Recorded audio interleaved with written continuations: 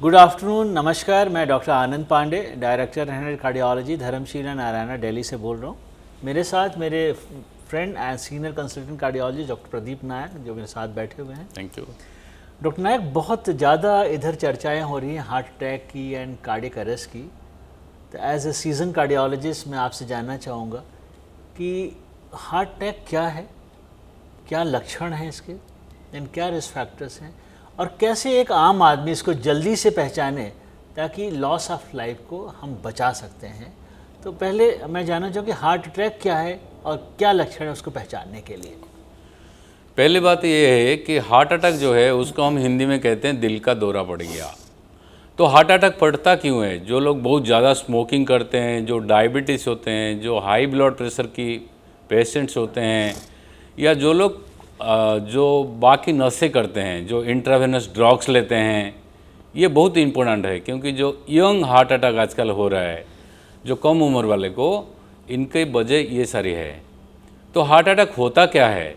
Normally जो heart है उसको 3 आर्टरी सप्लाई करते हैं जिसका थ्रू ब्लड जाता है, और हार्ट एक मसल है तो मसल को ब्लड सप्लाई की ज़रूरत हर टाइम रहता है, क्योंकि हार्ट 24 घंटा काम करता है, बचपन से लेकर जब से हम पैदा हुए मरने तक।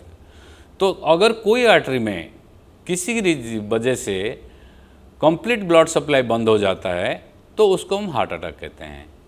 और ये हार्ट अटैक ऐसा चीज़ है, ऐसे नहीं है कि ये सडनली आता है। लोग अक्सर पूछते हैं कि डॉक्टर साहब मैं तो ठीक था, मेरे को हार्ट अटैक कैसे हो गया? तो ये अक्सर सडनली आता है।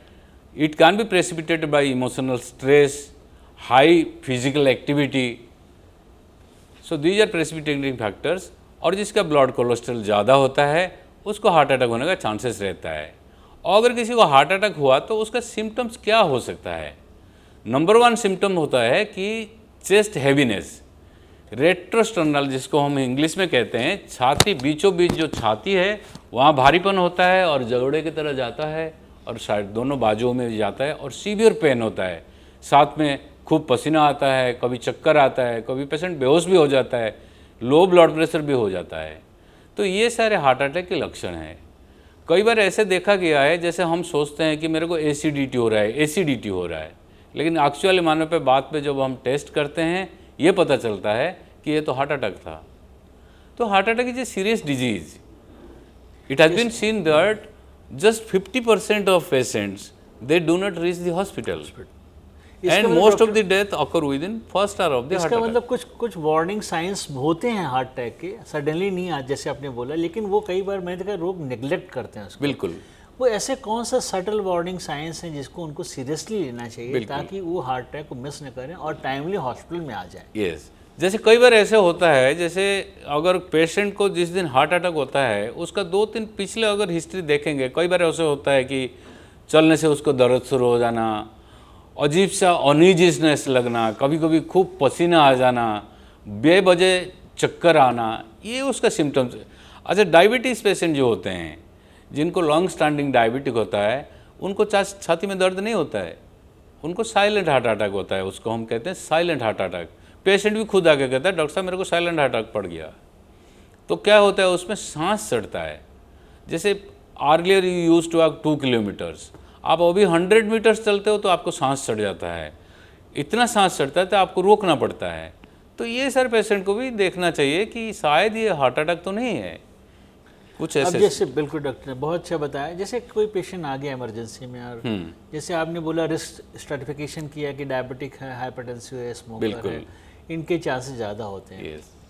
किसी पेशेंट का जैसे ईसीजी नॉर्मल आया, आप उसको कैसे रूल आउट करेंगे, रूल इन करेंगे या रूल आउट करेंगे कि ये हॉस्पिटल में रुकना चाहिए, ये हॉस्पिटल में नहीं रुकना चाहिए? एज ए क्लिनिशियन हम जानना चाहेंगे कि वो कौन से सिम्टम्स हैं, वो कौन से इन्वेस्टिगेशंस हैं, कोई मार्कर्स ऐसे हैं जो इसकी वजह से आप किसी पेशेंट को बोलते हैं आप जा सकते हैं या आपको रुकना चाहिए? देखिए, फर्स्ट हम पेशेंट की बात करेंगे। जब पेशेंट आता है छाती में दर्द लेके, चेस्ट पेन होता है, तो हम पहले चीज़ देखते हैं कि कैसा पेन है वो। तो हार्ट अटैक का एक टिपिकल सिम्टम्स होता है कि बीचों बीच छाती में दर्द होना। अब पेशेंट तो आजकल ज़्यादा स्मार्ट है, वो क्या कहते हैं कि डॉक्टर साहब एक ईसीजी करा लो, कोई मेरे टेस्ट करा लो, ब्लड टेस्ट करा लो, उससे पता चल जाएगा। बिल्कुल सही बात है, लेकिन हार्ट अटैक जो डायग्नोसिस होता है वो दो चीज़ से डायग्नोसिस फास्ट होता है। एक पेशेंट का चेस्ट पेन कैसा है, उसको डॉक्टर उसको एनालाइज करता है कि हाँ ये हार्ट अटैक है, और दूसरा है ईसीजी। ठीक है, डॉक्टर पांडे जैसे बताया कि सपोज मान लो किसी का ईसीजी नॉर्मल है, देखिए 20% heart attack can have a normal ECG, ये चीज़ें हम ध्यान रखना है। पेशेंट कहते हैं कि डॉक्टर साहब मेरा ईसीजी तो ठीक है, तो आप क्यों कह रहे हो हार्ट अटैक? उसको क्लैरिफाई करने के लिए हमारे पास कुछ टेस्ट है, जैसे उसको ब्लड टेस्ट करते हैं, उसका नाम है ट्रोपोनिन। आजकल सारी दुनिया को पता है ट्रोपोनिन क्या है। तो ट्रोपोनिन टेस्ट एक होती है, अगर आपको डाउट है, ये डाउटफुल केस में ये हेल्प करता है। तो हम समझते हैं कि troponin is a very sensitive test, so that is number one. अगर फिर भी डॉक्टर को डाउट होता है कि नहीं और कोई टेस्ट हमें करके देखना चाहिए, इकोकार्डियोग्राम भी कराया जा सकता है देखने के लिए। आजकल तरह तरह हॉस्पिटल में सीटी कोरोनरी एंजियोग्राम आ चुका है। मान लीजिए आपको डाउट हो रहा है कि नहीं ये heart attack is unlikely in this patient, तो आप वहाँ सीटी कोरोनरी एंजियोग्राम भी कर सकते हैं, जो रूल आउट करेगा कि हार्ट अटैक है या नहीं है। बात सबसे इम्पोर्टेंट चीज़ है कि पेशेंट का क्लिनिकल प्रोफाइल, उसको तकलीफ क्या है, उसके साथ में रिस्क फैक्टर क्या है। मान लीजिए 25 साल का एक पेशेंट आया, कहता है मेरे छाती में दर्द है, तो हार्ट अटैक इज अनलाइकली। ऐसा नहीं है कि 25 साल पेशेंट को हार्ट अटैक नहीं होता है। लेकिन अगर 60 इयर्स का एक पेशेंट आया जो डायबिटीज़ है, जिसको ब्लड प्रेशर है, जो स्मोकिंग करता है और जो कोलेस्ट्रॉल भी है उनको, और साथ में टिपिकल चेस्ट पेन है, तो उसमें हार्ट अटैक के चांसेस बहुत ज़्यादा होता है। बिल्कुल डॉक्टर साहब, बहुत अगर अच्छा। ईसीजी नॉर्मल है बिल्कुल ठीक तब भी हम कहते हैं कि ना आप टेस्ट कराइए, आपको रोकना चाहिए, क्लियर कराइए चीज़ें। डॉक्टर ने जैसे आ गया हार्ट अटैक हो गया, ईसीजी में भी चेंजेस आ गए हैं, सिम्टम्स भी टिपिकल, वो कौन से फर्स्ट एड हैं जिनको आप तुरंत देते हैं, और कौन see what is a plan of treatment? कई बार जब आपसे गए थे हमारी एनजीओ कर दिया, फिर उन्होंने छल्ले डाल दिए। कई बार पेशेंट को भी बड़ा एक लगता है कि भाई मैं तो पेन आधे घंटे में ठीक हो गया, तो मुझे स्टेंट की ज़रूरत ही कि नहीं थी। कैसे आप उसको एक्सप्लेन करेंगे, कैसे उसको समझाएंगे कि जो भी हम प्रोसीजर करने जा रहे हैं वो तुम्हारे लिए लाइफ सेविंग प्रोसीजर है, बिल्कुल। कोई डाउट नहीं करे? तो ऐसे कौन से पैरामीटर्स जिसको आप अक्सर देखते हैं ड्यूरिंग असेसमेंट? देखिए, मैंने पहले बताया कि heart attack is a very serious disease, जिसमें 1 घंटा के अंदर पेशेंट को डेथ होने का बहुत चांस रहता है। अगर आपने डायग्नोसिस कर लिया कि कोई डॉक्टर डायग्नोसिस किया ये हार्ट अटैक क्लियर कट है, तो उसका एक गाइडलाइंस बनी हुई है उसको कैसे ट्रीटमेंट किया जाए। तो कुछ मेडिसिन होते हैं जो फास्ट एड मेडिसिन, जैसे डिस्प्रिन है, तो वो ज़रूर दिया जाता है इमरजेंसी में। बाकी कुछ मेडिसिन होते हैं हमारा, तो हम लोग उसको देते हैं। लेकिन फर्स्ट थिंग इज़ दैट अगर हार्ट अटैक है तो हम उसको साइंस लैंग्वेज में कहते हैं कि टाइम इज़ मसल। आप जितने जल्दी हार्ट अटैक, मैंने जैसे बताया कि कोई आर्टरी में ब्लॉकेज है, तो उसका ट्रीटमेंट क्या होना चाहिए? उसका ट्रीटमेंट ये होना चाहिए कि वो ब्लॉकेज को खोला जाए। तो ब्लॉकेज हम दो तरीके से खोल सकते हैं। एक नंबर 1 है कि जो ब्लड थिनर दिया जाता है उसको क्लॉट बूस्टर कहते हैं। एक वो दे सकते हैं जिसका इफेक्टिवनेस काफ़ी कम है, 30% to 50% मान लीजिए। और दूसरी चीज़ है कि एंजियोग्राफी किया जाएगा उसमें, और जहाँ ब्लॉकेज होएगा उसमें स्टेंट डलेगा। लेकिन सबसे बड़ी बात है, चाहे आप स्टेंट डालिए चाहे क्लॉट बूस्टर मेडिसिन दिया जाए, तो आर्टरी में खून चलना चाहिए। जो खून का दौरा बंद हो गया था, अगर वो नहीं चलेगा ठीक से, तो हार्ट अटैक ठीक नहीं होगा। और इसमें पेशेंट का अटेंडेंट जो है उनको प्रॉपर काउंसलिंग की ज़रूरत है। नेचुरली जब पेशेंट हॉस्पिटल में आता है तो उसको लगता है यार मेरे को हार्ट अटैक है, और कहते हैं कि 2 लाख रुपया खर्चा होगा, 2.5 लाख रुपया खर्चा होगा, तो ये फाइनेंशियल इश्यूज आते हैं। लेकिन अगर कोई डॉक्टर डेफिनेटली कहता है कि ये हार्ट अटैक है, इसका इलाज ये है, कुछ तो हम मेडिसिन देते हैं, फास्ट एड मेडिसिन देने के बाद उसका जो प्रॉपर ट्रीटमेंट होता है, एंजियोग्राफी किया जाएगा, और जिस आर्टरी में अटैक पड़ा है उसमें स्टेंट डलता है। यूजुअली एक स्टेंट डलता है और इसका सक्सेस रेट अराउंड 95% होता है। लोगों को ये डर होता है कि मैंने एक स्टेंट डाल दिया वो तो मेरी लाइफ बर्बाद होगी। ऐसे नहीं होता है। स्टेंट इसीलिए डाला जाता है लाइफ सेव करने के लिए। कोई इंडिया का स्टडी नहीं है ये, अमेरिका में, यूरोपियन कंट्रीज में ये बड़े थाउजेंड्स एंड थाउजेंड्स लोगों में स्टडी कर चुके हैं लोगों ने। तो ये स्टैंडर्ड ट्रीटमेंट है, तो उसको अपनाना चाहिए। ऐसे कोई दोस्त का बात में, किसी का बात में आके कई लोग चले जाते हैं, कहते नहीं हमें नहीं करना है stenting, but that is not rational treatment.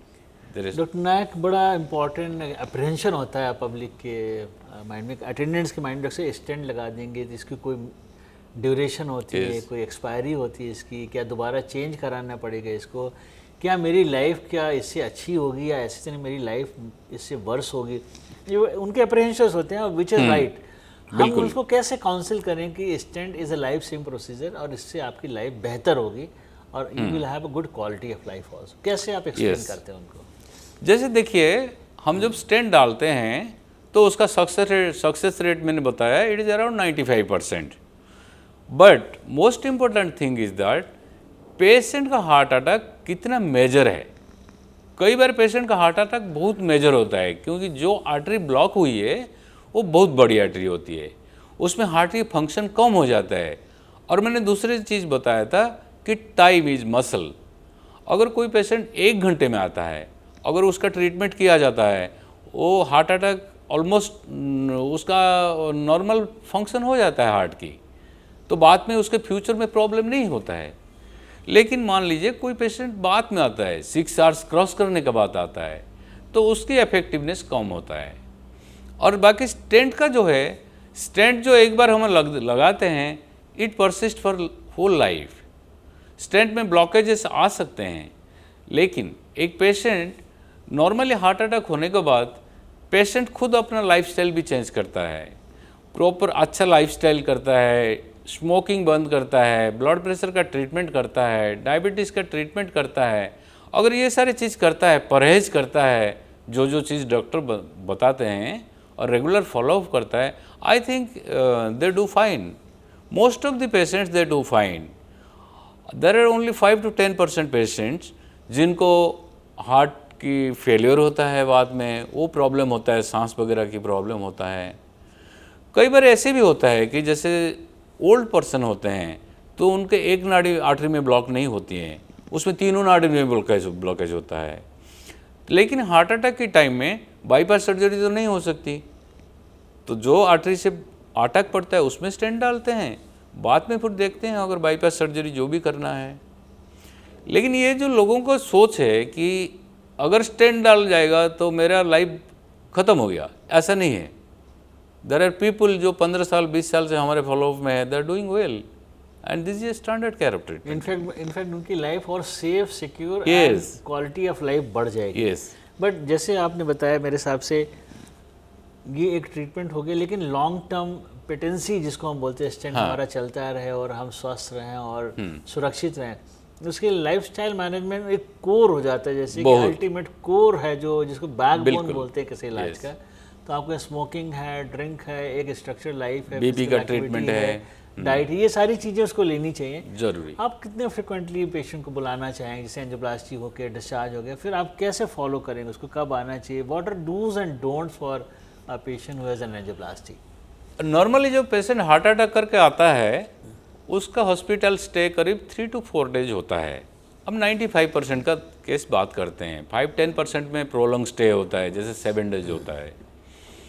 जो 3-4 दिन में हम डिस्चार्ज कर देते हैं, हमारा नेक्स्ट फॉलोअप 7 days की बात होता है, क्योंकि जो मेडिसिन पहले तो कभी खाया नहीं था, वो ये सारे हमने शुरू किया है, उसकी साइड इफ़ेक्ट्स देखना है, उसकी तरह तरह चीज़ देखना होता है।